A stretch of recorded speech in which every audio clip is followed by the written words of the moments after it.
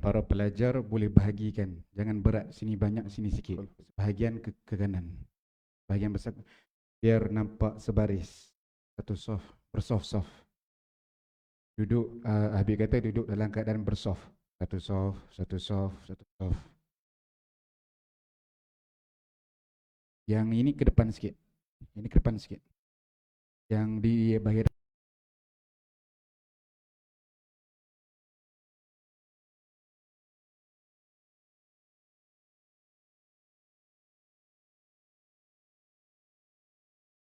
لله رب العالمين وبه نستعين على أمور الدنيا والدين وصلى الله وسلم وبارك على سيدنا محمد سيد الأولين والآخرين وحبيب رب العالمين وخاتم الأنبياء والمرسلين صلى الله وسلم وبارك عليه وعلى آله وصحبه وتابعين لهم بإحسان إلى يوم الدين. سبحانك لا علم لنا إلا ما علمتنا إنك أنت العليم الحكيم. اللهم اغننا بالعلم وزينا بالحلم واكرمنا بالتقوى وجملنا بالعافية برحمتك يا أرحم الراحمين. اللهم إنا نعوذ بك من علم لا ينفع ومن قلب لا يخشع ومن دعاء لا يسمع ولا يستجاب له. اللهم إنا نسألك فهم النبيين وحفظ المرسلين وإلهام الملائكة المقربين وأن التعلم والتعليم والإفادة والاستفادة والتذكر والتذكير والحث على طلب العلم والتمسك بكتاب الله وبسنة رسوله محمد صلى الله عليه وسلم والعمل بما فيهما وتبليغهما ابتغاء مرضات الله وتوفيقه وقربه وثوابه وأن الدلالة على الهدى والعمل بالخير. أما بعد فنواصل إن شاء الله تبارك وتعالى شرح كتاب هداية الهداية ولا زلنا في آداب الصلاة. Bismillahirrahmanirrahim. Alhamdulillah Rabbil Alamin. Wassalatu wassalamu ala Rasulillahil Amin wa ala alihi washabihi ajma'in. Amma ba'du. Alhamdulillah, kita akan menyambung pengajian kita dalam kitab Syarah Bidayatul Hidayah dan masih lagi membincangkan mengenai adabus salah.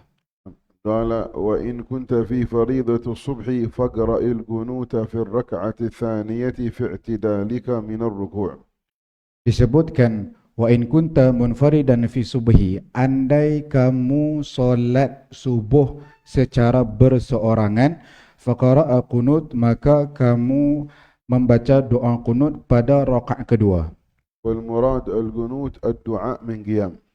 Yang dimaksudkan dengan doa qunut adalah dengan berdoa dalam keadaan berdiri. فيحصل أصل القنوت في دعاء ولو قل كقولك اللهم اغفر لي وتب علي. Yang dimaksudkan dengan qunut di sini adalah berdoa dalam keadaan berdiri walaupun sedikit. Sebagai contoh, ketika mana dia solat, dia berdiri dan dia berdoa Rabbi Allahumma gfirli warhamni, walaupun sedikit, itu dipanggil sebagai qunut. وأما القنوت المعروف عند الشافعية فهو المعروف اللهم اهدني فيمن هديت وعافني فيمن عافيت إلى آخر هذا الدعاء المعروف. Tetapi qunut yang diketahui oleh orang yang berpegang dengan mazhab al-Imam Syafi'i adalah qunut yang sentiasa kita baca, Allahumma hdina fiman hadait wa afina, sampai habis. وهو بعض من أبعاد الصلاة بمعنى أن الإنسان لو لم يأتي به لكانت صلاته صحيحة بل فاته الثواب فقط. Doa qunut termasuk dalam sunat yang ab'ad ataupun sunat yang dituntut untuk dilakukan dalam mazhab al-Imam Syafi'i. Tetapi jika sunat ab'ad ini adalah satu perkara sunnah yang dilakukan dalam solat, jikalau ditinggalkan, solatnya tetap sah, tetapi dihilangkan ataupun tertinggal pahala yang besar. وذهب السادة الأحناف من الحنفية أن ذلك لا يسن في صلاة الفجر. Tetapi orang yang berpegang dengan mazhab al-Hanafi, yang berpegang dengan mazhab Imam Hanafi, tidak disunahkan untuk membaca doa qunut. ولذلك يذكر لنا الإمام الخطيب البغدادي أن الشافعية عندما زار أبا حنيفة في بغداد أدركته صلاة الفجر فقدموه الأحناف من طلاب أبي حنيفة فصلى صلاة الفجر ولم يقنت. فلما قضى صلاته سئل لماذا لم تقنت وهو سنة في مذهبك فقال أدبا مع صاحب هذا الضريح. Direkodkan sebuah cerita daripada Al-Imam Al-Khatib Al-Baghdadi. Beliau merekodkan sebuah kisah ketika mana Al-Imam Syafi'i berziarah kepada Al-Imam Hanafi di kota beliau.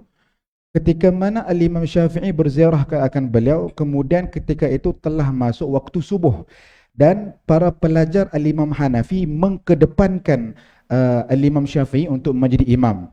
Tetapi ketika mana Al-Imam Syafi'i menjadi imam, Al-Imam Syafi'i tidak membaca doa kunut, meninggalkan pembacaan doa kunut. Nah, kemudian ditanya kepada Imam Syafi'i, wahai Imam Syafi'i, kenapa kamu tidak membaca doa kunut sebentar tadi, sedangkan kunut ini pada mazhab kamu adalah sunnah.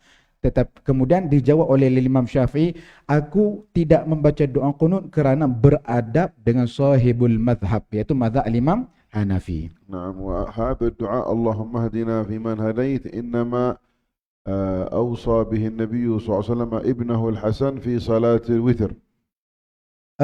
Manakala pembacaan doa qunut itu dengan sirah Allahumma hdina fi man hadait, ini disebutkan oleh Nabi Muhammad SAW dalam hadis yang mana Nabi membaca doa ini dengan sirah yang kita selalu baca waktu subuh, Allahumma hdina fi man hadait, itu dibaca ketika solat witir.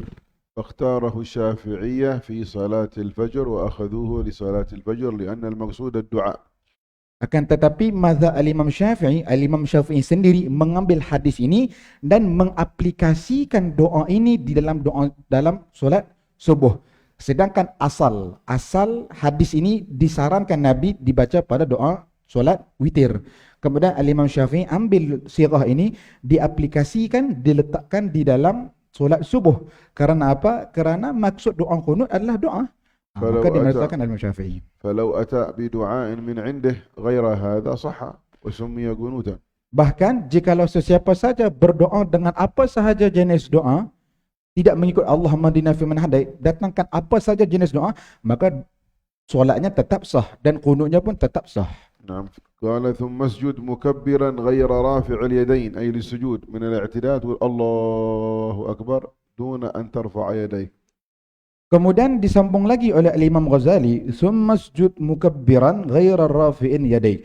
Kemudian selepas dia i'tidal, dia turun untuk sujud sambil mengangkat sambil bertakbir tanpa mengangkat kedua tangannya.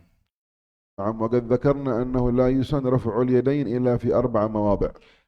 Dalam kelas yang lepas telah habis sebutkan, tidak disunahkan mengangkat tangan ketika takbir kecuali dalam 4 hal.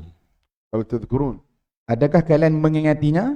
الموضع الأول عند تكبيرة الإحرام الله أكبر. Pada hal yang pertama yang disunahkan mengangkat tangan ketika takbir adalah ketika takbiratul ihram yang pertama. Allahu Akbar. الموضع الثاني عند الركوع إذا أراد الركوع الله أكبر سبحان ربي العظيم وبحمده. Tempat yang kedua disunahkan untuk mengangkat kedua tangannya ketika takbir adalah ketika berpindahnya rukun qiyam ke rukun rukuk. نعم. الموضع الثالث عند القيام من الركوع إلى الاعتدال سمع الله لمن حمده. Tempat yang ketiga ketika berpindahnya rukun rukuk ke rukun i'tidal. Sami Allahu liman hamidah. نعم. وأما الموضع الرابع عند القيام من التشهد الأول إلى الركعة الثالثة الله أكبر بسم الله الرحمن الرحيم. Pada hal yang keempat adalah berpindahnya rukun daripada duduk di antara dua sujud, duduk tahiyat awal ke bangun ke qiyam rakaat ketiga. Jadi duduk antara duduk rakaat pertama itu bangun Allahu Akbar. في هذه 4 المواضع فقط يسن رفع اليدين. Maka ini sahajalah 4 tempat yang disunahkan mengangkat tangan ketika takbir di dalam solat. نعم. فالهوي إلى السجود ما يسن في رفع اليدين. Maka di sini kita fahami bahawa mengangkat tangan ketika nak bersujud itu tidak disunnahkan. والرفع من السجود إلى جلسة الاستراحة لا يسن فيها رفع اليدين. Dan daripada keadaan dia sujud kepada duduk di antara dua sujud juga tidak disunahkan mengangkat tangan. ولهذا قال لك هنا إذا أردت أن تسجد فاسجد مكبرا غير رافع اليدين وضع أولا على الأرض ركبتيك. Jadi kerana itulah Imam Ghazali menyebutkan bahawa jikalau kamu hendak sujud, maka kamu bertakbir tanpa mengangkat tangan. Jadi kita i'tidal, Allahu Akbar tanpa mengangkat kedua tangan. Kemudian fadha'a awalan ala ardi rukbatik. Maka ketika mana kita turun sujud itu, bahagian anggota badan yang pertama yang disunahkan untuk meletakkan ke tanah adalah dua lutut. نعم. ثم بعد وضع الركبتين تضع اليدين. Selepas diletakkan dua lutut ke tanah, kemudian dituruti dengan dua tapak tangan. ثم بعد اليدين تضع الجبهة. Kemudian selepas dua tapak tangan adalah dahi. هذه هي السنة. Ini adalah sunnah. فإن قدم يديه قبل ركبتيه فاتته السنة. Barang siapa yang mendahulukan tangannya daripada lututnya, maka dia telah menyalahi sunnah. إلا إن كان شائبا عاجزا يحتاج أولا إلى أن يضع يديه فلا بأس فلا تفوته السنة إن شاء الله. Kecuali mereka yang ada illah ataupun yang ada alasan, contohnya siapa dia? Ayah-ayah kita, pakcik-pakcik kita yang telah tua, yang memang kena turun tangan dahulu, maka ini diperbolehkan. Ini tidak dikira sebagai melanggar sunnah. والدليل ما جاء في الحديث عن ذلك الصحابي الذي قال كان صلى الله عليه وسلم يهوي من الركوع إلى السجود فيضع ركبتيه قبل يديه كجلوس الناقة. Dalilnya adalah disebut dalam sebuah hadis Nabi Muhammad SAW bahawa para sahabat meriwayatkan bahawa para sahabat melihat keadaan hal Nabi solat adalah Nabi ketika Nabi ber'iktidal ingin turun sujud, Nabi meletakkan lutut Nabi dahulu, kemudian dituruti dengan tangan dan dituruti dengan dahi. مفهوم هذه الحالة، مفهوم الصورة هذه. Mau faham gambaran ni? Faham? في أحد من الطلاب يصورها لنا يفهمها؟ Semua para pelajar, semua santri faham? في أحد؟ بسم الله أحدكم. Seorang habis kata bangun, tolong tunjuk sekejap. Bangun. Seorang bangun tunjuk. يقوم يعلم الناس وله الأجر. Siapa yang habis kata, siapa yang bangun tunjuk, dia bagi dia pahala yang besar. Dapat futuh insya-Allah. Amin. Cepat, bangun. لأن بعض الحاضرين شيبان. أنا ما Habis kata jangan orang tua, anak muda. Sini. Di sini menghadap sana. Okey, daripada i'tidal sujud. Allahu Akbar. Ya. Ulang balik. Jadi ini sunnahnya begini, slow. Okey, turun. Dan meletakkan lututnya dahulu, kemudian teruskan. Letakkan dua tangan, kemudian meletakkan dahinya. Barakallah fik. Barakallahu fikum. Insyaallah betul. Bagus. Terima kasih insyaallah. Betul insyaallah. نعم. قال ثم يديك وكفيك مكشوفتين بمعنى غير مغطيتين بشيء من القماش أو الغطاء. مما لا يضم. نعم. Kemudian Allah مفتوحة يعني تكون اليدين مفتوحة غير مغطاة. ثم jabhataka maksyufah. Kemudian apa? Allahumma shalli ala sayyidina Muhammad, dahinya itu maksyuf ataupun terbuka, tidak tertutup dengan kopiah ataupun sorban atau apa ke, enggak tertutup. وتكون هذه اليدين منشورتين غير مقبوضتين عندما تضعها على الأرض لا تكون هكذا، تكون هكذا. Dan disunahkan ketika mana kita sujud, tangan kita tidak menggenggam begini. Tidak menggenggam begini ataupun begini. Tidak boleh. Disunahkan membuka sedikit tangannya begini. Jadi dia sujud tak macam ni. وتكون هكذا موجهة للقبلة، هكذا موجهة للقبلة، مش هكذا لا. تكون هكذا موجهة كلها للقبلة. Jadi ketika dia meletakkan jarinya itu, dia bertepatan selari dengan tanah. Supaya apa? Dia berselari dengan arah kiblat. Tidaklah dia mengangkat jari begini, naik ke atas, turun ke bawah, ke tepi, ke kiri. Tidak. Dia mengangkat begitu, selari dengan tanah menghadap ke kiblat. وبعد أن تضع يديك تضع جبهتك كذلك مكشوفة. Jadi ketika mana kamu meletakkan tangan kamu ke tanah, juga dahi kamu ini kata Al-Habib harus maksyufah. Apa itu maksyufah? Terbuka, yakni ada ruang dahi yang terbuka. فلو كان يوجد عليك غطاء هنا لابد أن ترفع كعمامة هذه، لابد أن ترفعها حتى يصل السجود إلى الجبهة، عظم الجبهة. Jadi bagi mereka yang pakai kopiah ataupun imamah sorban, maka jikalau dia pakai sorban yang terkadang ada sorban yang menutup dahi, maka disunahkan ketika dia nak sujud, dia membuka ataupun mengangkat sikit sorbannya sehingga terbuka ruang dahinya untuk dikenakan pada tempat yang sujud. فكشف الجبهة واجب. Kerana membuka dahi ketika sujud ataupun meletakkan dahi, mengenakan dahi di tempat sujud adalah wajib. نعم. أما اليدين وغيرها من الرجلين سنة يكون مكشوف. Manakala anggota selain daripada dahi, anggota selain daripada dahi seperti tangan, lutut, kaki dan sebagainya, hidung dan sebagainya adalah sunnah. وكشف الركبتين مكروه. Dan kalau rukbatain. نعم. Dan jikalau dia sujud dalam keadaan lututnya ini ternampak agak terselak, dia pakai kain ke apa terselak sehingga nampak kepala lutut, maka hukum dia makruh. نعم. لأنه ربما عند الهوي للسجود قد يرتفع فتنكشف العورة. Kemungkinan orang yang dia nak melakukan sujud, dia terangkat kainnya, sarungnya, jubahnya, seluarnya sehingga ternampak kepala lutut. Permulaan lutut ini maka hukum dia makruh. نعم. فعلى هذا لو مثلا في غير الصلاة أراد أن يجعل الركبة حقه مكشوفة نقوله مكروه. لو أراد في خارج الصلاة أن يكون الركبة حقه مكشوفة فنقول له مكروه كذا. Bahkan ketika di luar pun, kata Al-Habib, di luar solat pun ketika mana lututnya ini, kepala lututnya ini terselak ataupun terdedah, terbuka, maka juga dihukum sebagai hukum yang makruh. أما كشف الفخذ فهو عورة وحرام. Manakala terbukanya betis, nampak betis atas kepala lutut ini, maka hukumnya haram. فالذين يلعبون الكرة الآن يكشفون أفخاذهم فهم مأثومون حرام عليهم. Nah, kalau kita pandang orang-orang yang bermain bola sepak, semisalnya dia mengangkat ataupun memakai celana yang kecil ataupun sular yang pendek, maka terbuka auratnya, maka hukumnya haram. إذا أراد أن يلبس سروال لابد يلبسه إلى الركبة أو ما تحت الركبة حتى لا تنكشف عورته. Kalau kamu nak bermain bola, maka diwajibkan kamu memakai seluar yang kita kata kalau di sini seluar 3 quarters ataupun seluar 3 suku yang di hujung seluar itu di perbatasan lutut ataupun melebihi lutut. نعم. ثم قال وضع أنفك مكشوفا كذلك مع الجبهة.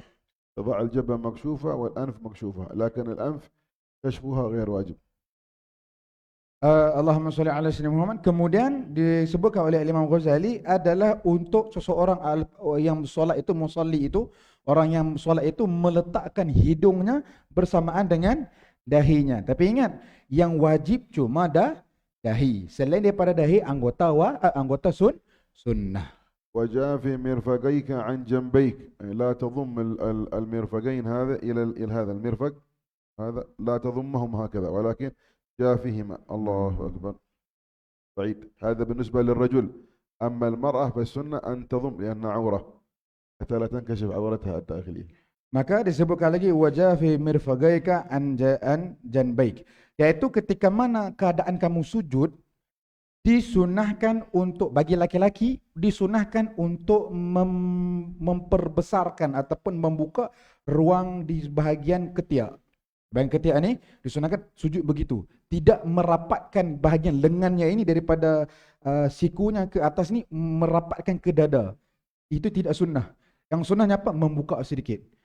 Dan tidak membuka sebesar-besarnya, tapi buka sedikit. Itu bagi laki-laki. Manakala bagi perempuan, sunnah untuk merapatkan lututnya, merapatkan sikunya ke dadanya begitu. وارفع بطنك عن فخذيك. ارفع البطن هذا لا تجعل الفخذين ملتصق البطن هذا هيئة الكسالى الذين ينامون في الصلاة ولكن ارفع بطنك عن فخذيك حتى تتمكن من السجود.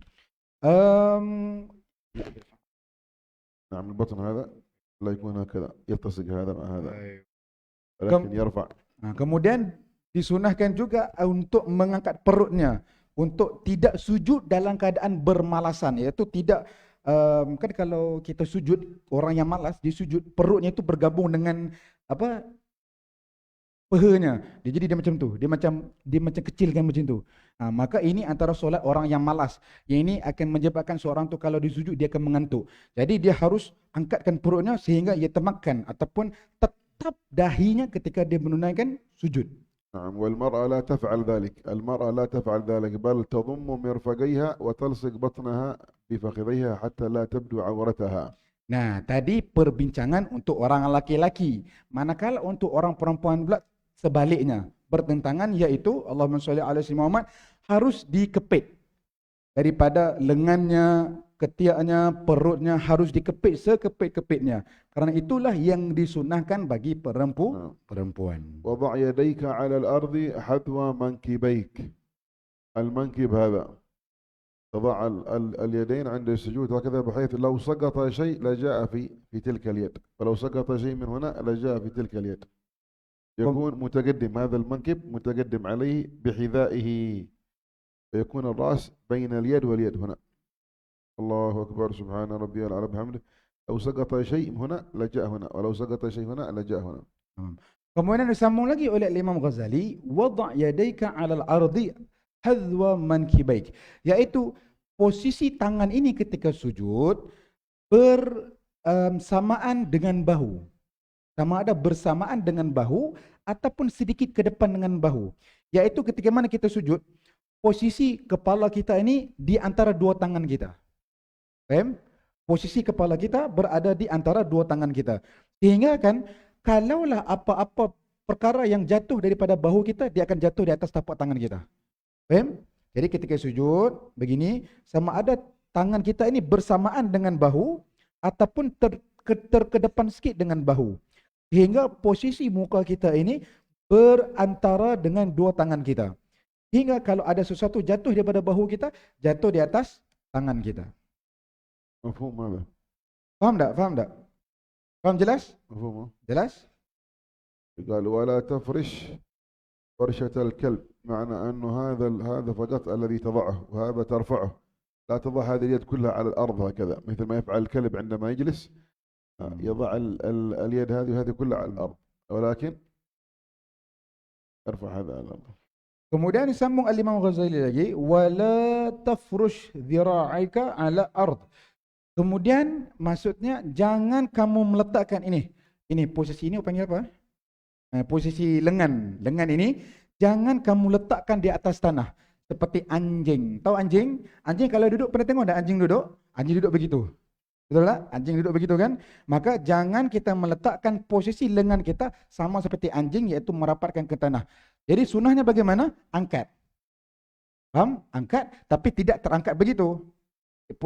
Tapak tangan kita tetap di tanah, cuma posisi lengan kita ini diangkat. Faham? Diangkat begitu. Wa qul subhana rabbiyal a'la. Kemudian sambil mengatakan subhana rabbiyal a'la. 3 أو 7 أو 10 إن كنت منفردا، يعني تصل إلى 7 وال10 إن كنت منفردا. Maka disunahkan membaca 3 kali kalau kamu solat dalam keadaan berjemaah, au 7 au 10, ataupun disunahkan 7 kali ataupun 10 kali kalau kamu solat berseorangan. أما إذا كنت إماما فلا تزد على 3، فقط 3. Kalau kamu solat menjadi imam, jangan lebih-lebih. Sekadar 3 kali sahaja. Jangan kamu nak memandai-mandai. لو أراد أن يأتي بمرة، kalaulah seseorang itu nak baca sekali sahaja, يجوز؟ يصح؟ adakah diperbolehkan ataupun tidak? سبحان ربي الأعلى وبحمده الله أكبر. Jadi سبحان ربي العظيم وبحمده سمع الله وبحمده مرة. Jadi dia nak baca sekali saja, boleh ataupun tidak? Subhana rabbil azim wa bihamdihi sekali, kemudian sami Allahu liman hamidah, ataupun subhana rabbil a'la wa bihamdihi Allahu akbar. Boleh ataupun tidak dia baca dalam keadaan sekali? Boleh atau tidak? يصح. Sah ataupun tidak? Yallah, monggo jawab. boleh. Boleh. صحيح boleh. جاء في الحديث عن النبي صلى الله عليه وسلم أنه سبح الله مرة في الركوع وسبح الله مرة في السجود. Maka jawapannya adalah boleh. Ada dalilnya. Dalilnya disebutkan dalam sebuah hadis Nabi Muhammad SAW, yang mana para sahabat mengatakan pernah mendengar Nabi Muhammad ketika rukuk dan sujud membaca tasbih sebanyak 1 kali sahaja. وجاء أنه سبح 3 وجاء أنه سبح 10 وجاء أنه سبح 11 مرة. Bahkan ada riwayat-riwayat Nabi yang lain yang para sahabat meriwayatkan ada juga Nabi baca sebanyak 3 kali, ada Nabi baca sebanyak 7 kali, dan ada Nabi baca sebanyak 11 kali. Jelas ha? Ni faham tak ni? Faham?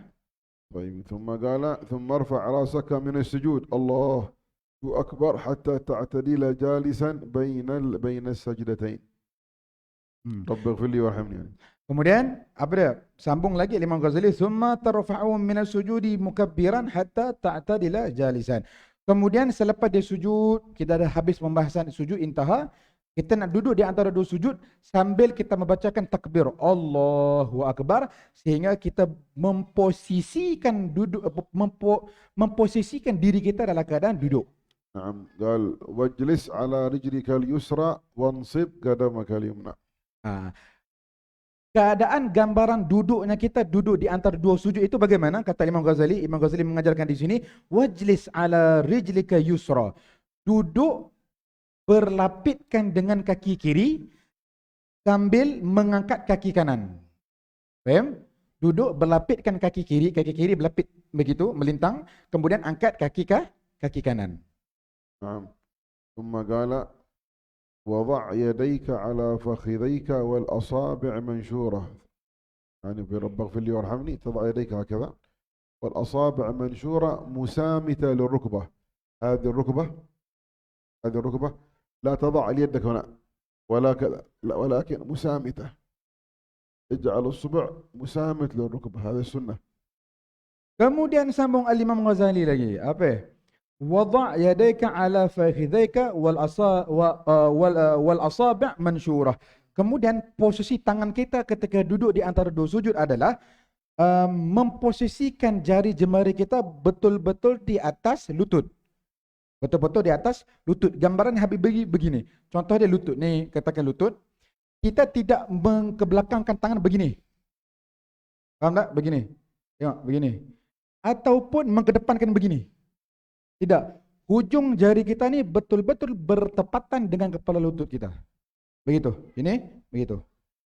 Faham? Betul-betul bertepatan dengan kepala lutut. Tidak terlalu ke depan, tidak terlalu ke belakang.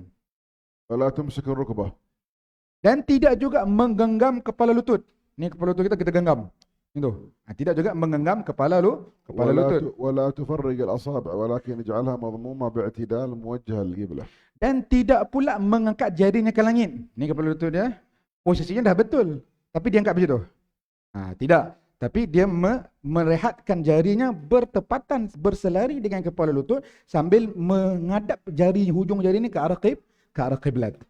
فلو استدام وضع يديه على الأرض ما وضعها على ركبتيه بل وضعها على الأرض يجوز ولكن تفوته السنة والثواب.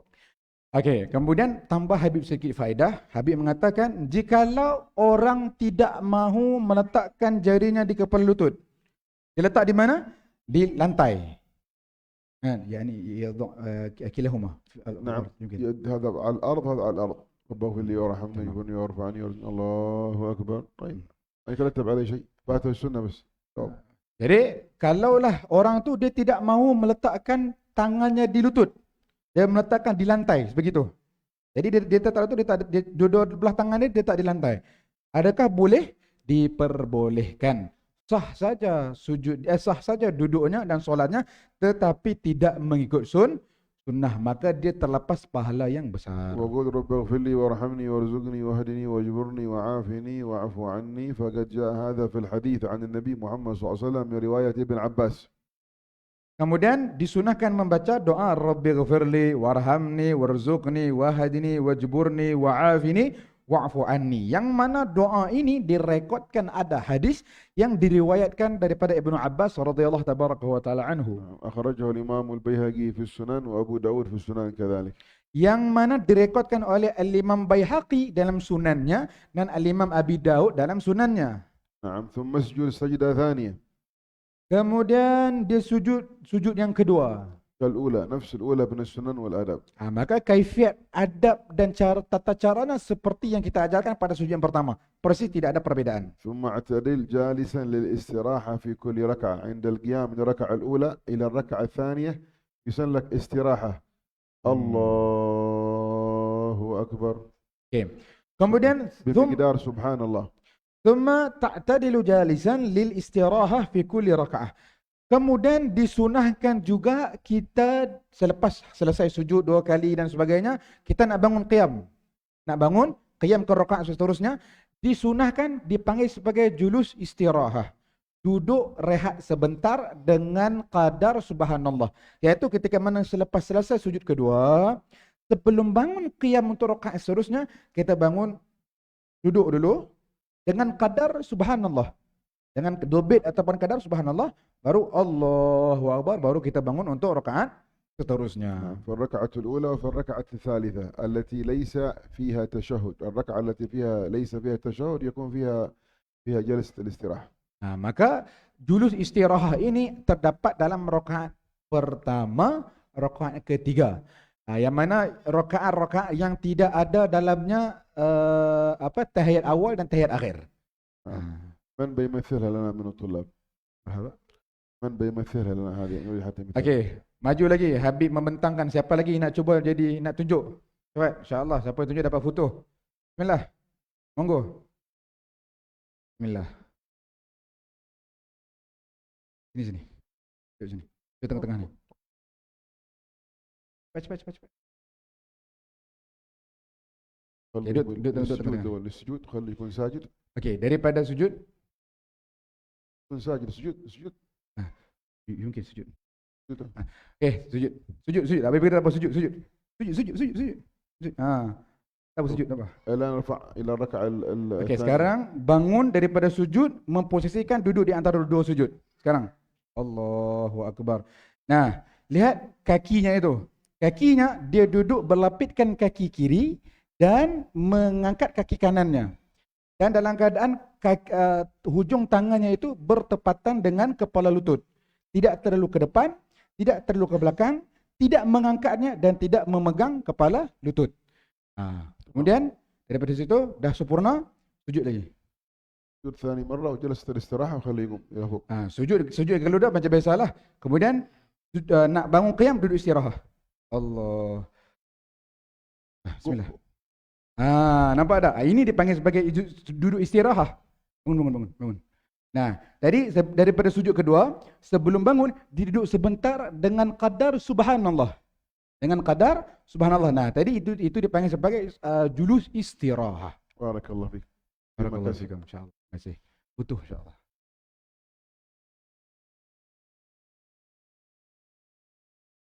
Semua faham?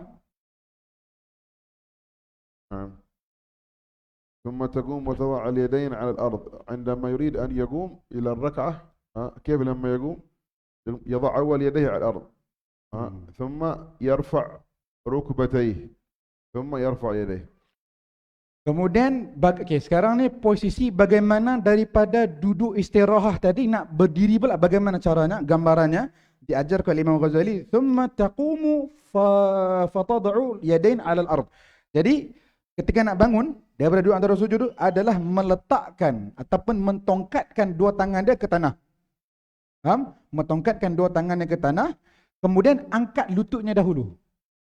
Ya, ba'da wada al-filar. إذا كنت بيقوم الآن الله أكبر تبقى حق اليدين مرفوعة فيرفع ركبتيه ثم يقوم بعد ذلك. Jadi ketika mana daripada duduk istirahat nak bangun itu, dia meletakkan kedua tangannya di tanah, kemudian angkat dahulu lututnya, baru dia bangun dengan sempurna. Faham? Jadi maksud dia mentongkatkan tangannya itu di tanah. لماذا؟ لأن الإنسان في العادة لا يستطيع أن يقوم هكذا إلا بالضغط على الأرض. فإذا أراد أن يقوم كهيئة العاجن. هيئة العاجن يعني هكذا، إما هكذا أو هكذا أو هكذا. هذه كلها ورد عن النبي صلى الله عليه وسلم. إن أردت هكذا أو هكذا أو هكذا، كل وارد عن النبي صلى الله عليه وسلم. Okey, jadi Allahumma salli ala sayyidina Muhammad.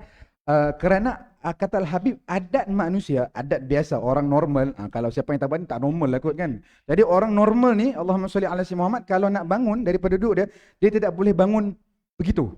Kalau bangun keadaan kosong begitu, dia harus ada tongkatnya dahulu. Jadi disunahkan Nabi SAW bagaimana posisi tangan ketika nak bangun ni ada 3. Satu begini. Satu ketika bangun begini. Bangun, tekan, begitu angkat. Itu yang pertama. Yang kedua, begini. Ini. Faham? Begini. ataupun begini. نعم Begini. Mengerjakan begini, begini. Dan yang ketiga, macam ni. Macam, minta maaf macam gorila tu. Sini. Sini, itu. Kat begitu. Faham? Ada tiga. Yang pertama, macam ni.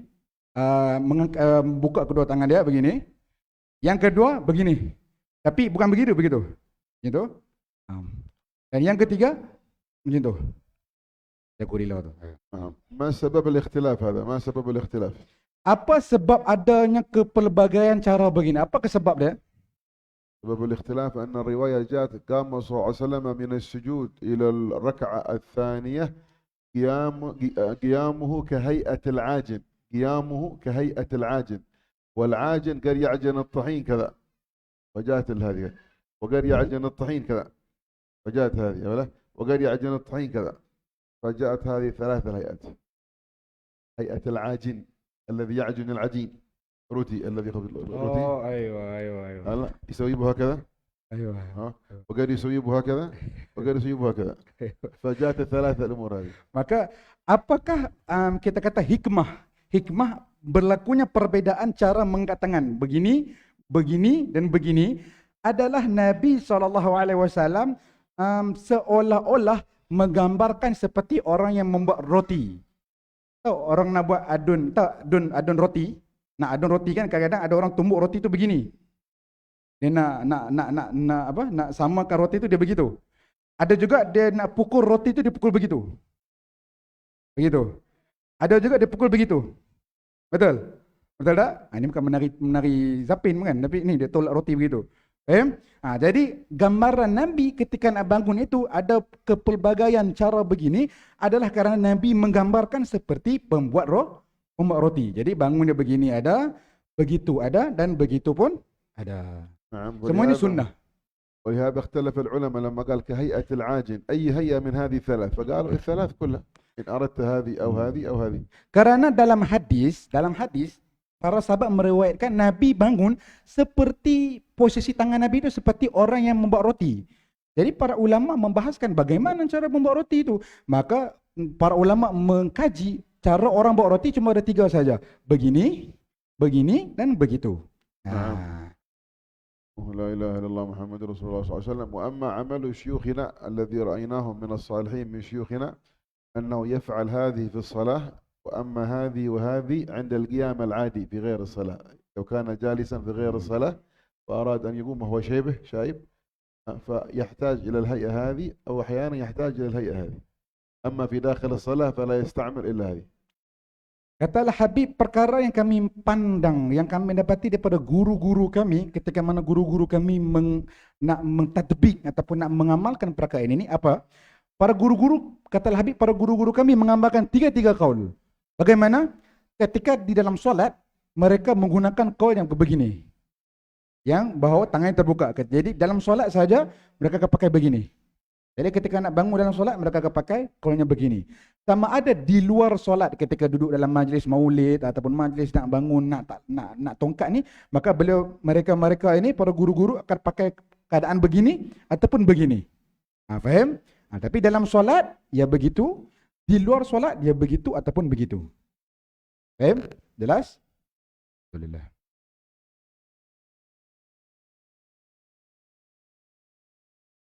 وابتدأ بتكبيرة الارتفاع عند القرب من حد جلسة الاستراحة. نعم، يعني عندما ترتفع الآن من السجود إلى جلسة الاستراحة هل تكبر؟ لا، تسكت ساكت. تسكت ساكت تقوم إلى عند جلسة الاستراحة. إذا وصلت عند جلسة الاستراحة تبدأ في التكبير الله أكبر. لكن عندما ترفع الرأس من السجود ما تكبر، تسكت ساكت. الله أكبر. Okey. Sekarang perbincangan kita masuk ketika mana kita daripada sujud kedua nak bangun qiyam. Bilakah waktu kita membaca takbir intiqal ataupun kita membaca takbir nak bangun tu bila? Nah, disebutkan oleh Imam Ghazali wabtadi' bi takbiratul irtifa' indal qurubi min al-haddi jalsatil istirahah. Ketika mana kita bangun daripada sujud, duduk di antara duduk istirahah, kita tidak membaca takbir. Kita tidak membaca takbir. Jadi kita sujud, bangun dulu. Nah, daripada duduk istirahat nak bangun baru kita baca takbir Allahu Akbar. Faham? Jadi sujud, sini sujud. Nah, dah duduk istirahat baru نعم. Allahu Akbar. هذا ما اختاره الإمام الغزالي في بداية الهداية. Inilah yang diaplikasikan ataupun yang diambil oleh Al-Imam Ghazali daripada kita Al-Bidayatul Hidayah. وإلا فالمعتمد عند الشافعية Manakala yang mu'tamad di sisi ulama-ulama Al-Imam أنه Syafi'i, يبتدئ بالتكبير عند بدايته في الارتفاع من السجود الله، فإما أنه ينهيه عند جلسة الاستراحة الله أكبر ثم يقوم ساكت، أو يستمر الله أكبر إلى الوقوف. okey. هذا المعتمد عند الشافعي، هذا أو هذا. Tadi yang kita bincangkan tadi ini itu pendapat Al-Imam Ghazali, pendapat Al-Imam Ghazali. Tetapi bagi pendapat yang jumhur yang dipegang oleh ulama-ulama bermazhab Imam Syafi'i ada dua keadaan. Yang pertama satu keadaan, minta maaf, satu keadaan yaitu membaca takbir sesaat kita mengangkat kepala kita daripada sujud. Faham? Membaca takbir, kita bertakbir sesaat ketika mana kita mengangkat dahi ataupun kepala kita daripada sujud. Tetapi di sini ada dua cara. Yang pertama, kan kita nak duduk istirahat, betul? Kan kita ada duduk istirahat. Nah, kita angkat kepala kita, Allahu Akbar. Berhenti Allahu Akbar itu di posisi duduk istirahat, kemudian kita bangun. Faham? Contoh dia begini. Allahu Akbar.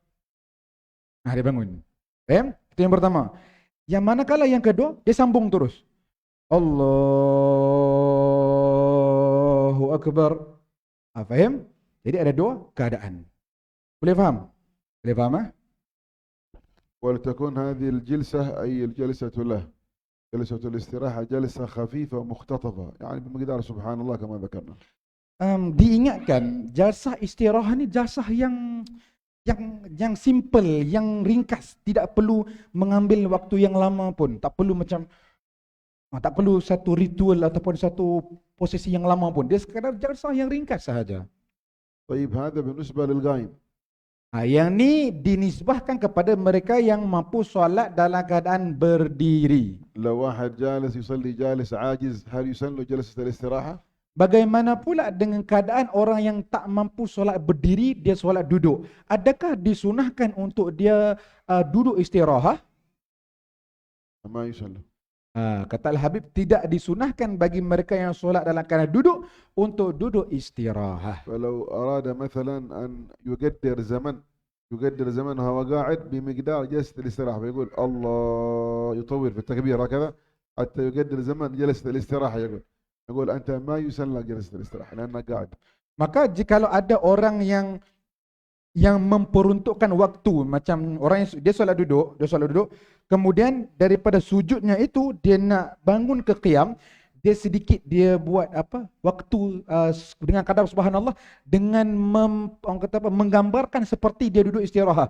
Maka kita katakan kepada dia tidak perlu, kerana tidak disunahkan kepada kamu untuk duduk istirahat sebab kamu dah duduk solat duduk. Jadi bagaimana?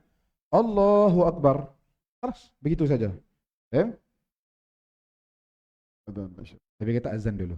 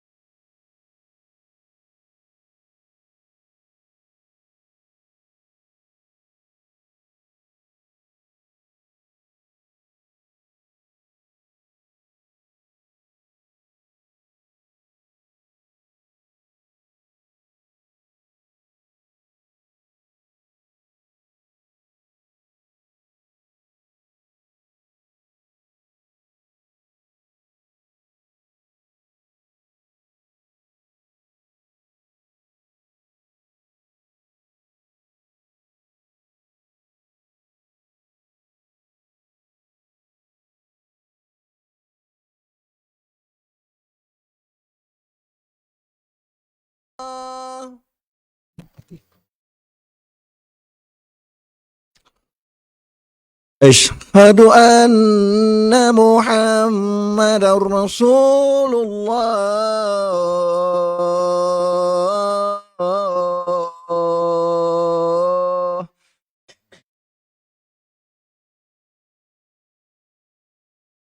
حي على الصلاة.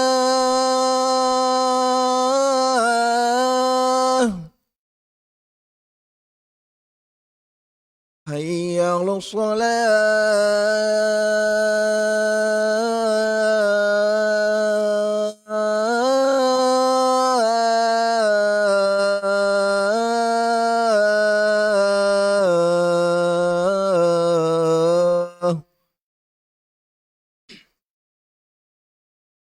حي على الفلاح.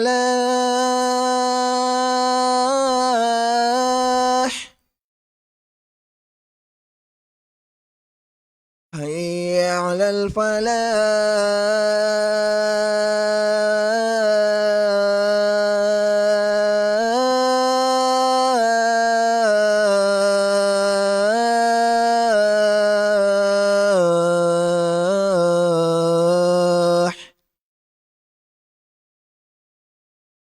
الله أكبر الله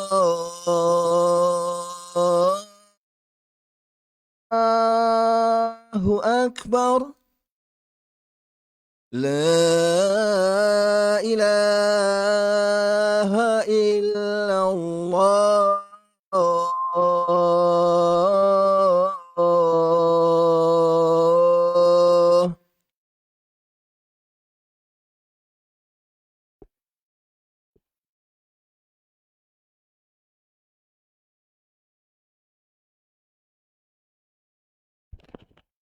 قال بعد ذلك وصلي الركعة الثانية كالأولى فافعل في الثانية مثل الذي فعلته الأولى. Kemudian Allahumma shalli ala sayyidina Muhammad, dia melakukan rakaat seterusnya, kedua, ketiga dan keempat mengikut apa yang diajarkan sebentar tadi. وأعيد التعوذ في الابتداء أعوذ بالله من الشيطان الرجيم ثم تقرأ بسم الله الرحمن الرحيم مرة ثانية.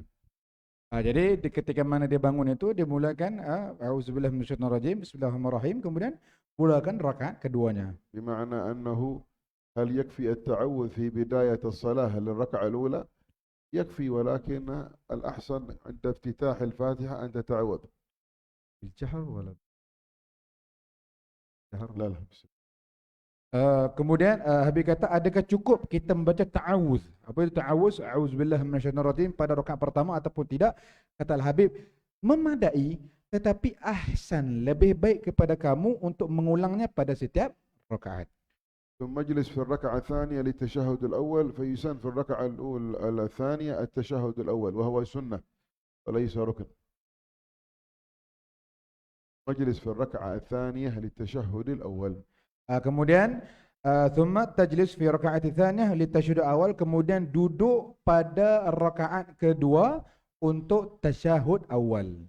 وضع يدك اليمنى مقبوضة ليس مثل الجلسة بين السجودين ولكن في التشهد مقبوضة. Okey, sekarang ni untuk tasyahud awal pula ada perbezaan dia daripada duduk antara dua sujud tadi. Kalau duduk di antara sujud kita buka tangan kita dan sebagainya yang seperti kita jelaskan tadi, manakala duduk untuk tasyahud awal disunahkan untuk yang pada permulaannya menggenggamkan tangannya. إلا المسبحة هذه المسبحة فترسلها كذا تقبض يدها كذا ثم ترسل المسبحة وتقبض عليها كذا تقبض عليها. يعني من البداية هكذا أو من البداية هكذا. إذا قد جلست تقبض وترسل هذه.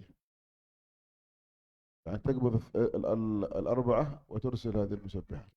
Jadi kemudian kata Al-Habib Allahumma shalli ala sayyidina, ketika mana dia bangun daripada sujud yang kedua, duduk untuk tasyahud awal, kata Al-Habib, disunahkan untuk dia menggenggamkan ke semua jarinya kecuali satu jari.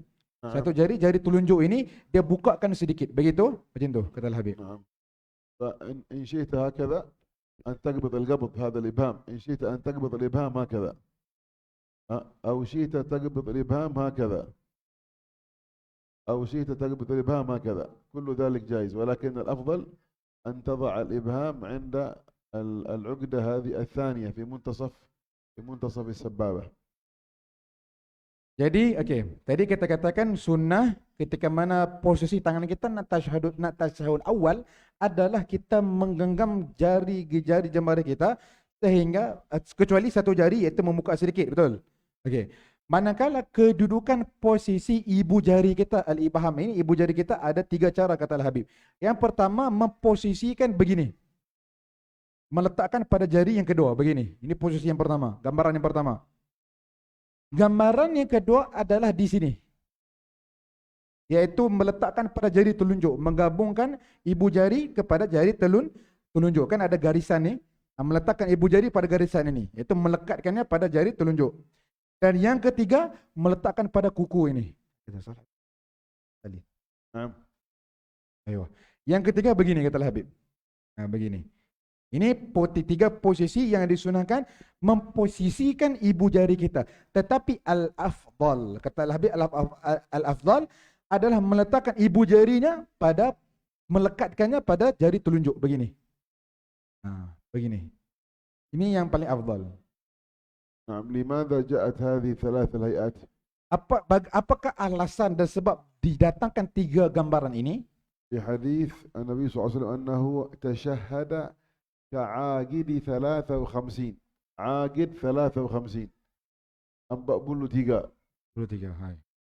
Jadi kerana ada riwayat daripada Nabi SAW yang mana para sahabat meriwayatkan ketika mana Nabi nak mengangkat syahadah, Nabi mengangkat 53.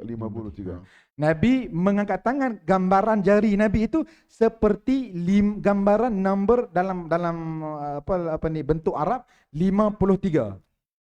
53. Bagaimana yang dikatakan posisi gambaran itu seperti nombor 53? هذه 3 وهذه 5 بالعربي. Begini, ini 3. Ini 3, 1 2 3. Kemudian ya kan kosong 5 dalam bahasa Arab kan macam bentuk kosong kan. Nah, begini. Jadi 5 3. 5 3. Jadi dalam hadis ini mengatakan Nabi ketika angkat syahadah, Nabi begini. Bergambarkan seperti nombor 53. واضح إن شاء الله. Faham? طيب قال وانشرها يعني جعل كذا ثم ارفعها انشرها عند قول إلا الله. أشهد أن لا إله إلا الله ترفع هذه. Ketika mana kita membaca tasyahudul awal kan kita posisikan jadi kita begitu seperti ini, betul? Kan?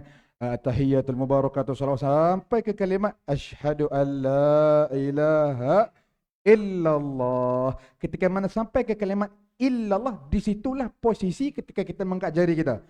Jadi kita tanya kapan ataupun bila kita nak angkat jari kita, ketika mana sampai ke kalimat asyhadu an la ilaha illallah, begitu. نعم. ويستمر هذا الرفع مستمر إلى السلام. السلام عليكم ورحمة الله. السلام عليكم ورحمة الله. تخفض الأصبع. Kemudian jari ini berkekalan telunjuknya begini sehingga habis salam. Kadang-kadang ada orang kalau dia baca tasyahud, asyhadu alla ilaha illallah wa asyhadu muhammadar rasulullah, betul dia tutup balik. Kata Al-Habib dah, yang sunnahnya apa? Asyhadu alla ilaha illallah wa asyhadu anna muhammadar rasulullah sampai salam. Assalamualaikum warahmatullahi. Assalamualaikum warahmatullahi. Nah, baru dia lepaskan. نعم. وهذا بالنسبة لليد اليمنى. Yang ni gambaran untuk tangan kanan. أما باليسرى فهي مبسوطة من بداية التشهد، تكون مبسوطة إلى السلام. Manakala posisi tangan kiri adalah meratakan seperti duduk di antara 2 sujud seperti tadi yang kita ajarkan, berkekalan begini saja daripada awal sampai habis. وأما الجلوس في التشهد الأول فهو الجلوس على اليسرى مع نصب اليمنى. هذه السنة عند الشافعية، يجلس على اليسرى هكذا مع نصب اليمنى مثل الجلوس بين السجدتين. Jadi di sunnah keadaan posisi kakinya pula ketika duduk tasyahud awal seperti duduk di antara 2 sujud, iaitu melapitkan kaki kirinya kemudian mengangkat kaki kanannya. Faham? وذهب الأحناف أنه يجلس على رجليه. يجلس على رجليه. Manakala orang yang bermazhab al-Imam Hanafi, bermazhab Hanafi tidak berapitkan kedua-dua kakinya. Seperti kalau kita duduk begini, mendudukkan dua kakinya begitu. فلذلك إذا رأيت عالم لا تنكر عليه، تقول إيش هذا؟ أنا تعلمت في الدرس كذا، لأن هذا يخالف السنة. نقول لا، ما يخالف السنة. Sebab tu هذا عنده دليل لأنه مذهبه حنفي. Sebab tu Al-Habib pesan, kalau kamu nampak orang yang berbeza denganmu, jangan buru-buru, jangan tergopoh-gapoh nak ingkar. Ini bukan sunnah, ini bukan yang diajarkan gini-gini. Bukan, sabar dulu. Ada dalilnya, ada tata tertib dan caranya. وهذا يقع فيه كثير من العوام. Ini kejadian ini banyak berlaku di negara-negara Arab. إذا تعلموا شيء في المسجد Kalau kamu belajar satu benda saja, satu perkara saja di masjid, فرأوا عالما أو أستاذا يخالف ما عندهم، قالوا إيش هذا؟ يخالف السنة، هذا ما يفعل. banyak benda kejadian-kejadian berlaku di mana? Di negara Arab, kata Al-Habib. Kan? Baru belajar satu perkara begini, kemudian nampak orang alim, kayak orang ustaz, kayak siapa, kayak orang yang besar-besar. Nah, bertentangan dengan apa yang dipelajari. Khalas, ini bid'ah, ini melanggar sunnah, berbeda dengan sunnah, gini dan gitu. نعم. ولهذا قالوا حفظت شيئا وغابت عنك أشياء، أنت اللي تعلمت واحد شيء بسيط، العالم يكون عنده أشياء كثيرة أنت ما تعرفها. Karena itu para ulama menyebutkan, kalau kamu boleh belajar, kalau kamu belajar satu perkara, kamu masih tertinggal banyak perkara lagi. Baru belajar satu, ada lagi ilmu yang belum kamu ketahui. مثل مرة واحد دخل أنا في المسجد، كان يقرأ في الركعة الأولى بسم الله الرحمن الرحيم مالك يوم الدين إياك نعبد وإياك نستعين. في الركعة الثانية قال مالك يوم الدين. بعد ما قلت خلص الصلاة جاء مسكوه نصف المسجد قال إيش هذا؟ أنت تخطي في الفاتحة، تصلي بالناس تخطي في الفاتحة؟ إيش الخطأ في الفاتحة؟ قال تقول مالك يوم الدين. الركعة الأولى صحيحة لكن الركعة الثانية خطأ، هذه قراءة ثانية. Kata Al-Habib, pernah berlaku satu kejadian هذه قراءة قالون عن نافع.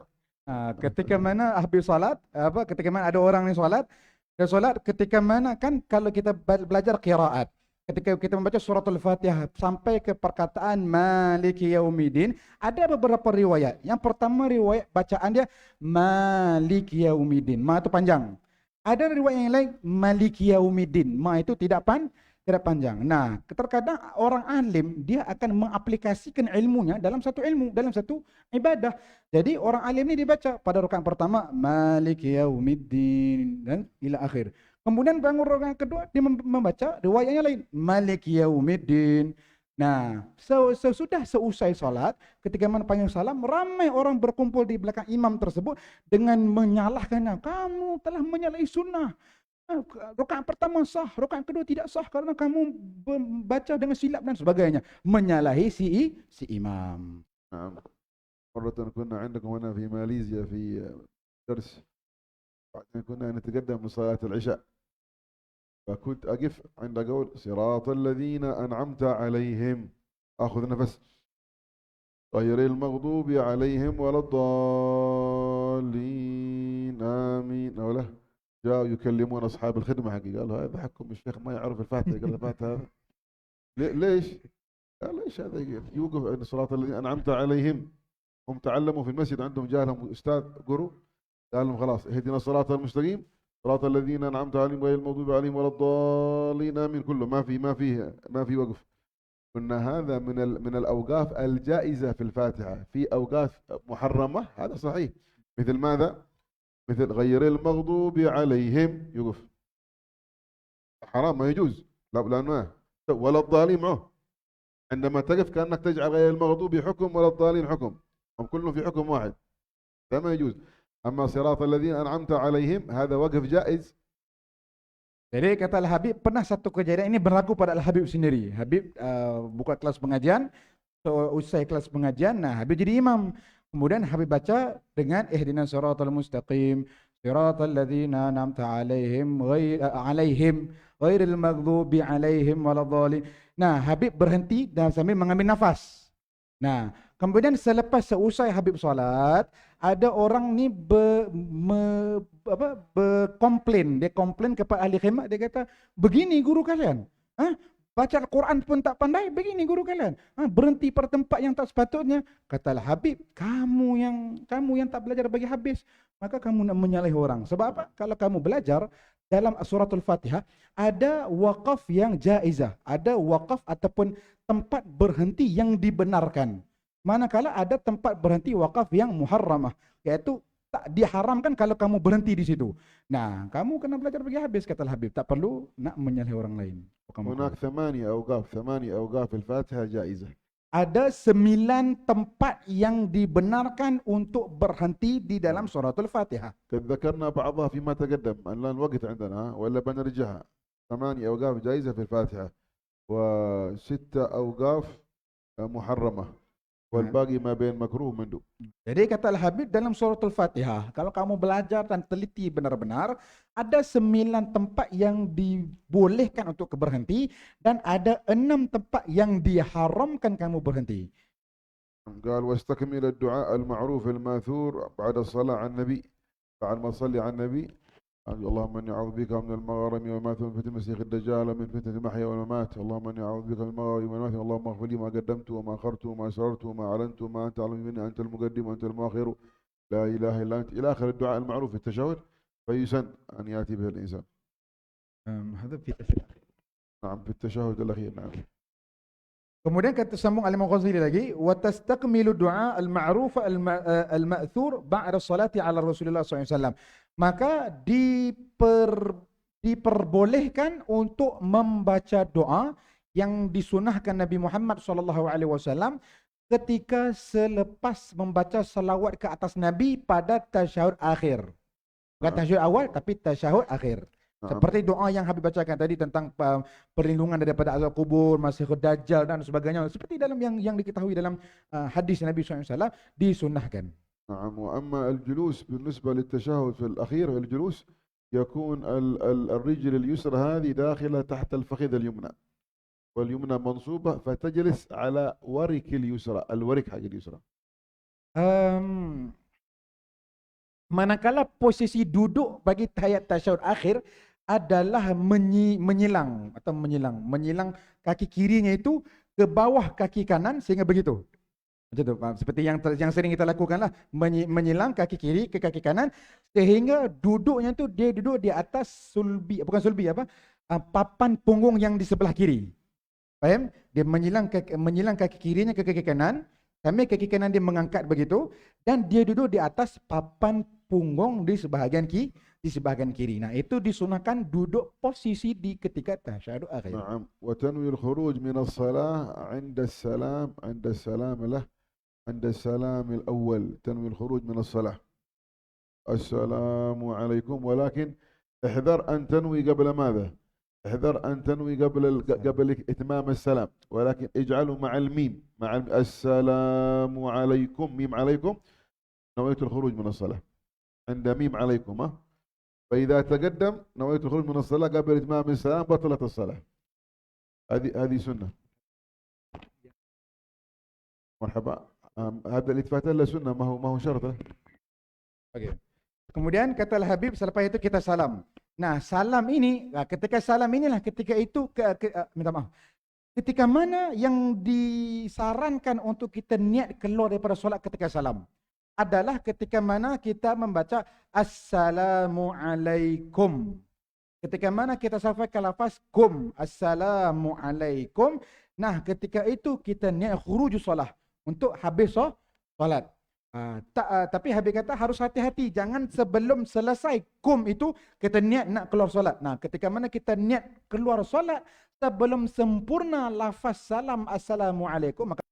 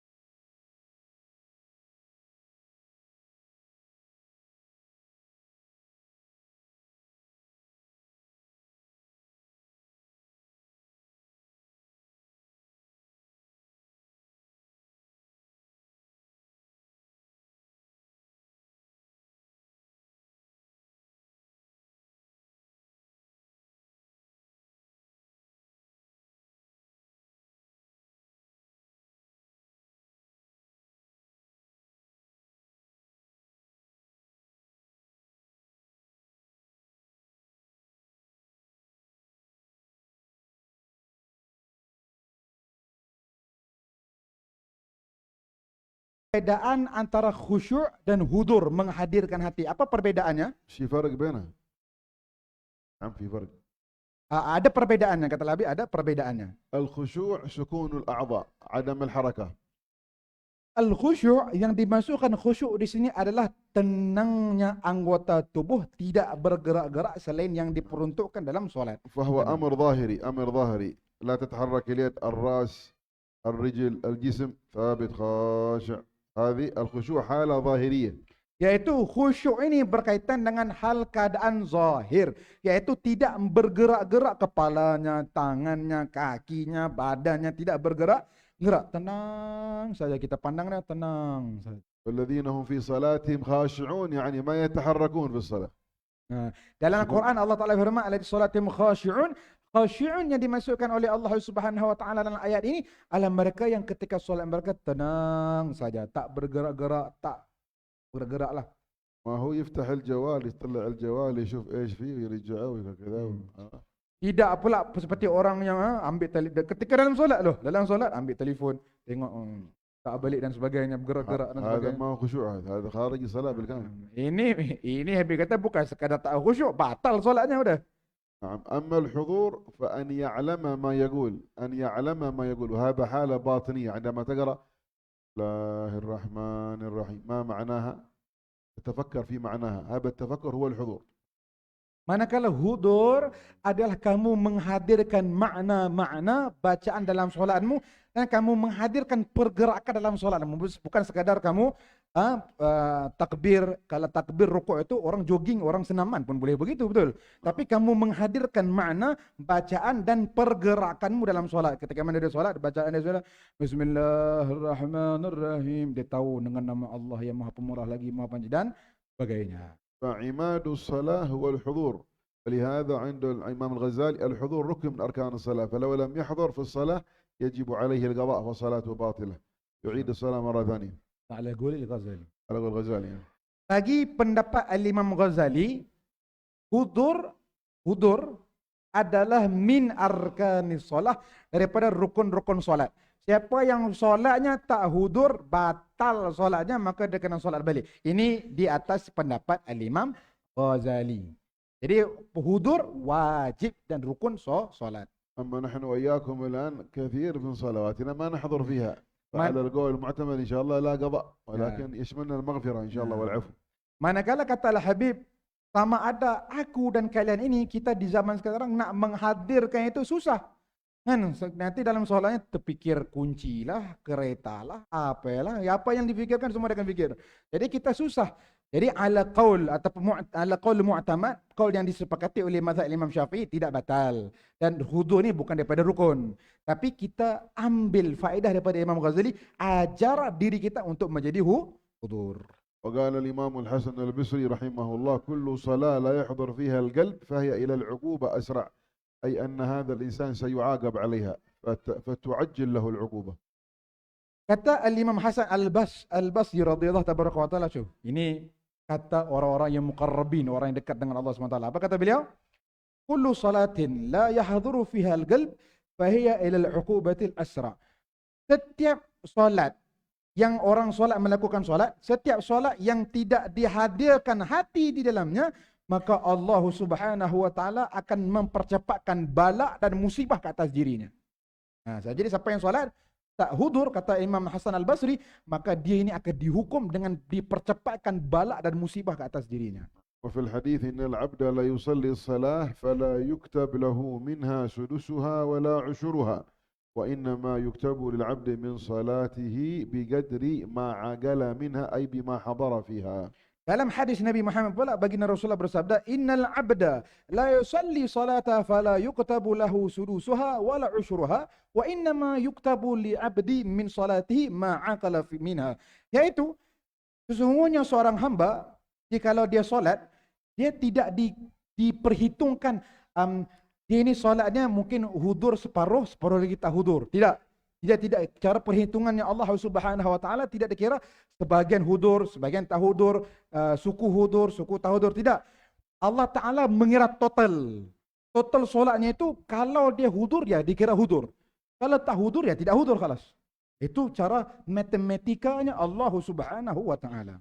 ولهذا جاء في الحديث عنه صلى الله عليه وسلم من حديث أبي هريرة إن العبد إذا صلى في السر في العلانية فأحسن ثم صلى في السر فأحسن قال الله تعالى هذا عبدي حقا هذا عبدي حقا يعني هذا عبد صادق. Kata dalam satu hadis yang diriwayatkan oleh Abi Hurairah radhiyallahu taala yang bahwa Nabi SAW bersabda, "Jikalaulah seorang hamba dia salat ketika di dalam keramaian persis seperti dia solat ketika berseorangan, maka orang ini benar-benar solat jujur kepada Allah Subhanahu wa taala. Dia tidak ketika berseorangan dia malas pakai baju, pakai kaos ataupun pakai baju lengan pendek solat cincai-cincai. Tapi solat ketika orang ramai pakai sorban, pakai ini cantik-cantik. Begini orang yang tidak dikira jujur. Orang yang dikira jujur adalah solat dalam sendiri-sendiri, solat dalam ramai-ramai persis seperti solatnya sendiri-sendiri. هل أحد عنده سؤال؟ أول ما رأيكم؟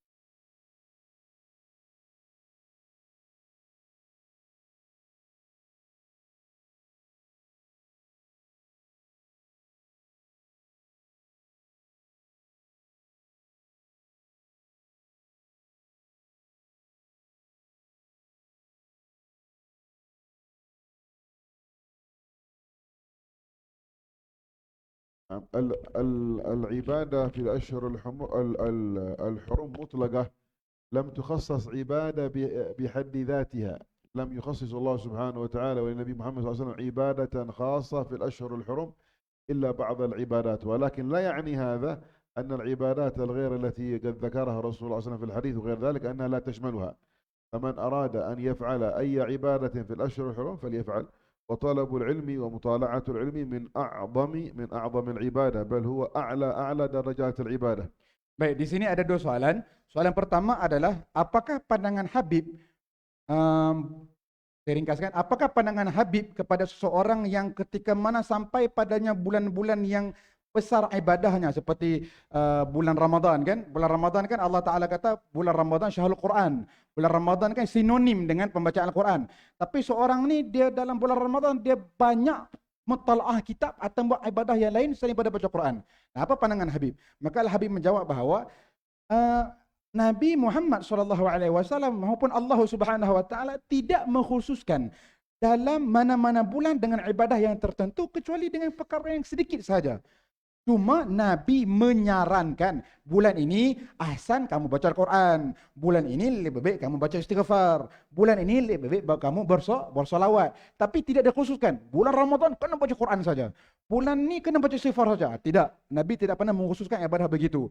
Dan ketahuilah, kalaulah mengikut gambaran soalan ini, seorang itu dia mutalaah kitab, belajar ilmu. Dan ketahuilah belajar ilmu ini adalah seagung-agung dan sebesar-besar ibadah seseorang itu mampu lakukan. Tidak ada ibadah yang lebih besar melainkan talabul ilm, yaitu menuntut ilmu. نعم تكون هناك بعض العبادات من باب الأولوية والأفضل الزيادة فيها. الزيادة مثل في شهر رمضان قراءة القرآن، مثل شهر شعبان كثرة الصلاة على النبي، مثل شهر رجب كثرة الاستغفار. لكن لا يعني هذا أن من فعل غير ذلك من العبادات أن ذلك خارج عن السنة، لا، لأن لم تحدد السنة عمل بذاته معين، لا، ولكن أطلقت الأعمال في الطاعات وحثت على بعض الأعمال لمن أراد أن يفعلها. Jadi Nabi SAW seperti kata Al-Habib tidak mengkhususkan pada mana-mana zaman ataupun mana-mana bulan dengan ibadah yang tertentu. Tapi min babil aula, Nabi cuma menyarankan dalam bulan ini lebih baik kamu buat ibadah ini, dalam waktu ini lebih baik kamu buat ibadah itu. Itu sahaja. Tidak pula kita katakan, tidak pula Nabi khususkan bulan Ramadan kena baca Quran. Siapa yang kurang baca Qurannya dia telah menyanggahi sunnah, bukan diikut sunnah Nabi SAW. Tidak. Nabi SAW tidak pernah melakukan sebegitu rupa. ولهذا أكثر العلماء نجدهم ألفوا الكتب حقهم وحققوها في شهر رمضان لأنه حصلوا فرصة. Bahkan kata Habib, Habib mentahqiq lagi kalam Habib. Habib bilang apa? Minta maaf. Habib cakap apa? Habib cakap Allahumma sholli ala sayyidina Muhammad. Kami dapati para ulama, para ulama-ulama yang besar menyelesaikan menulis kitab-kitab mereka itu dalam bulan Ramadan. Kerana apa? Dalam bulan Ramadan lah bulan yang didapati banyak waktu kosong, maka banyak ulama-ulama mengarang kitab-kitab mereka dalam bulan Ramadan. تعرف هذا في آخر الكتاب. آخر الكتاب يقول المؤلف وقد انتهيت من شرحه في ليلة العاشر من شهر رمضان في ليلة 12 من شهر رمضان أو لا؟ عجيب. أغلب الكتب هكذا. Kebanyakan kitab-kitab yang Habib baca, dia kalau ويمكن الغزالي كذلك واحد يشوف له. kata Al-Habib, kebanyakan kitab-kitab yang aku baca, kata Al-Habib, ketika di akhir-akhir penutup ikhtitam itu, penulis mengatakan, aku telah selesai mengarang kitab ini pada 10 malam pertama Ramadan, menyelesaikan pada waktu-waktu sekian pada bulan Ramadan. Nah, banyak kata-kata para ulama-ulama, mereka menyelesaikan karangan-karangan mereka dalam bulan Ramadan. Ente mau bilang apa? Ente mau bilang orang ulama ini menyelebihkan sunnah apa? Menyanggai sunnah Nabi. Ente siapa ente? هنا النووي الجاوي هذا شارح للبداية في مراجع العبودية انتهى منه في 13 ذي القعدة. 13 ذي القعدة. Jadi syarah Bidayatul Hidayah Muraqah Ubudiyah ini Imam Syekh Muhammad Nawawi Al-Jawi ini menyelesaikan karangan beliau pada 13 Zulqaidah. نعم. إياكم الله. هذا السؤال. ما حكم الثياب؟ ما حكم الثياب الذي أصل؟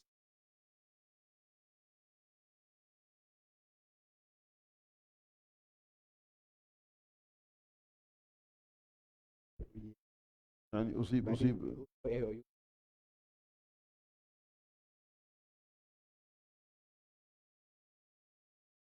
بالدم. ما دام الكاري هذا أو المرق يعفى عن الدم الموجود في المرق خلاص. إذا يعفى عن الدم الموجود في المرق من باب أولى يعفى عن الثوب. نعم لو تعمد هذا يضر. أما لو شرب المرق فتقاطر شيء على ثوبه فهذا يعفى عنه. السيدة عائشة تقول ماذا السيدة عائشة؟ قال إنا لا نطبخ اللحم وإن القدر لا يفور بالماء يعلوه الدم في شيء من آثار الدم. فكان صلى الله عليه وسلم يشرب هذا المرق ويأكل هذا اللحم فيعفى عنه. واضح. فعلى هذا لو شرب قال ضع لي مرق هنا فلما سكب له مرق شويه تطاير عليه بعض هذا يعفى عنه. أو شرب المرق فتقاطر هنا في شيء هذا يعفى عنه. لكن لا لو أخذ هذا المرق وقلبه هكذا هذا ما يعفى عنه لأن هنا بتعمد. أيوة. بخلاف الشرب. واضح. إذا كان هذا حتى ولو كان كثيرا. ولو كان حتى كثير ما دام مرق ما دام كاري مرق. نعم. سؤال نعم إلا إذا كان مثلا الدم كثير جدا. لو كان الدم كثير بعض الناس قد يذبح الغنمة ما يصفي الدم حقها بالكامل فيكون الدم كثير فهذا متنجس بلا شك. لكن احنا على البقايا الموجودة في اللحم بعد الغسل تبقى بقايا من الدم هذا يعفى عنه. Baik, soalan kedua adalah apakah hukum baju yang terkena makanan berkuah daripada haiwan berdarah untuk bawa solat? Okey. Di sini kata Al-Habib jelaskan begini. Allahumma sholli alaihi wasallam ada dua. Yang pertama, kalaulah kuah kita bagikan kuah kari kambing. Kuah kari kambing itu kita dah sembelih, kita masakkan. Kalau kambing daging kalau kita cuci kan di daging itu ada lagi saki-baki darah dia, betul. Nah, kita campurkan daging itu dan kita masak kari itu. Nah, kari itu pula kita bawa untuk makan. Ketika mana kita makan tertumpah kari itu kepada baju. Tumpah pada baju. Nah, maka dengan itu Allahumma sholli ala sayyidina Muhammad, hukum memakai pakaian itu dibawa untuk solat sah saja, dimaafkan. Itu dikira dimaafkan. Faham? Kari kambing yang terkena darah yang kita masak dengan darahnya, kemudian dihidangkan kita makan, kemudian kita makan tak sengaja terkena pakaian kita yang kita nak bawa solat. Maka apa hukumnya? Dimaafkan. Yang pertama. Yang kedua, gambaran yang kedua, kalaulah dia ambil itu dia sengaja, memang sengaja dia ambil satu cedok, satu senduk itu dipituang kat baju dia. Sengaja. Nah, maka ini tidak dimaafkan. Ini dikira najis. Faham? Tadi saya tanya Habib, walaupun banyak, Habib kata walaupun banyak. Maksud dia yang tak sengaja tadi, yang contoh dia ambil kuah kambing itu dihirup. Tumpahan ni banyak ni. Tumpahan ni kan. Allahumma sholli Muhammad, walaupun banyak, Habib kata walaupun banyak, dimaafkan. Jadi ada hadis yang dibawa oleh Nabi, hadis yang dibawa oleh Al-Habib tadi, Siti Aisyah menyatakan bahawa beliau pernah merebus daging. Merebus daging yang mana daging itu Allahumma sholli alaihi wasallam banyak darahnya yang keluar, Dan bahkan daripada hasil rebusan tadi Nabi minum. Nabi minum dan tertumpah juga, dan maka dimaafkan. Tidak ada apa-apa, tidak ada kesan. في سؤال؟ Ada soalan yang seterusnya? Yamsah wajah ba'da salat. Ada sunnah? فالوجه بعد الصلاة لا ليس سنة، ولكن بعد الدعاء، بعد الدعاء إذا يدعو هذا لا بأس أن يمسح بالوجه. Soalan, adakah disunahkan menyapu muka ketika selesai solat? Maka jawapan Habib, la, itu bukan daripada sunnah Nabi. Tidak ada hadis, tidak ada periwayatan yang mengatakan Nabi menyapu wajahnya Nabi ketika solat. Tetapi menyapu muka ketika doa, iaitu sunnah. Jadi ketika Assalamualaikum warahmatullahi wabarakatuh, nak sapu muka ke, tak sapu muka ke, nak tampak muka ke, fadal, silakan. Tidak ada perkhususiat. Tapi ketika doa, kemudian kita sapu muka, nah ini sunnah. أما داخل الصلاة فلا يسن مسح الوجه داخل الصلاة بعد الدعاء مثل القنوت داخل الصلاة. داخل الصلاة اللهم اهدنا فيمن هديت وعافنا فيمن عافيت، هذا غير سنة. Manakala هكذا تقول هكذا خلاص. kan tadi kita cakap menyapu muka ketika doa itu sunnah, kecuali dalam solat. Dalam solat kita baca doa qunut wa nastaghfiruka wa natubu ilaik wa sallallahu alaihi wasallam Muhammad ila akhir walhamdulillahirabbil alamin. Nah, kita tidak disunahkan untuk tidak disunahkan untuk menyapu muka. Terus sujud. هذا المعتمد. Ini mu'tamad di kalangan ahli madzhab Imam ذكر Syafi'i. الإمام النووي قولا في الأذكار، ذكر الإمام النووي قولا في الأذكار ولكنه ضعيف، قال ولو حتى في الصلاة لو مسح عند بعض العلماء ولكنه قول ضعيف. Tetapi direkodkan dalam kitab Al-Azkar yang dikarang oleh Imam Nawawi radhiyallahu taala bahwa ada satu hadis tapi statusnya dhaif menyatakan hatta selepas solat pun sunnah. Tapi itu qaul yang dhaif. Nah, jadi siapa yang kalau qaul yang dhaif nak beramal dengan min babi fadail amal terserah. Nah, tapi kalau kita katakan qaul yang mu'tamad, tidak disunnahkan untuk menyapu muka ketika selepas selesai solat. بأسرار الفاتحة. Al-Fatihah. آمين.